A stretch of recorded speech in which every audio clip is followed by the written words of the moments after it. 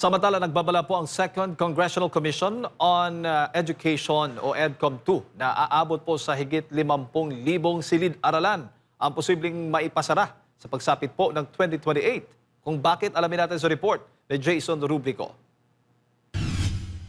Sa bagong ulat na inilabas ng Second Congressional Commission on Education o EDCOM-2, lumalabas na may umiiral na dual crisis sa sektor ng edukasyon, ang lumalaking backlog sa silid-aralan at ang patuloy na pagkasira ng mga lumang gusali.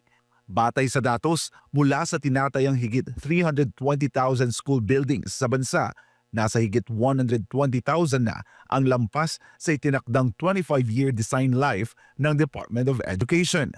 Sa bilang na ito, higit 50,000 na classrooms ang inaasahang aabot sa 50 taon pagsapit ng 2028 at maaaring tuluyang ipasara dahil sa pagkasira at panganib sa kaligtasan.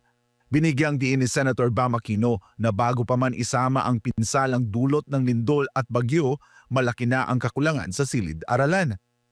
Aniya, maraming mag-aaral ang napipilitang mag-shifting, magsiksikan sa loob ng classroom o kaya'y magklase sa pasilyo at covered court. Giit ng senador, kinakailangan ang sama-samang pagkilos ng pamahalaan at pribadong sektor upang matugunan ang problema. Aminado rin siya na hindi ito masusolusyonan sa loob lamang ng isang taon o isang administrasyon.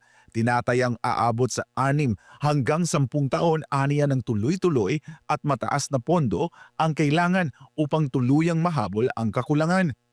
Tinalakay din sa pagdinig ang pagpapalawak ng paraan ng konstruksyon bukod sa tradisyonal na procurement ng Department of Public Works and Highways o DPWH, kabilang ang mas aktibong papel ng mga lokal na pamahalaan at public-private partnerships. Binigyang diin ni Aquino ang kahalagahan ng transparency at tamang presyo sa pagpapatayo ng mga silid-aralan. Aniya, hindi dapat nagkakalayo ang presyo ng classrooms dahil iisa lamang ang standard na sinusunod.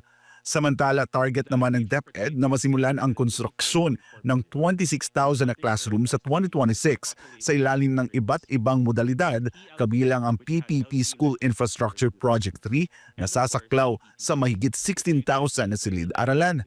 Bukod dito, pinag-aaralan din ng ahensya ang pag-lease ng pribadong gusali, pagbili ng foreclosed properties, pagpapalawak ng voucher program at blended learning upang agad maibsan ang pagsisiksikan sa mga paaralan.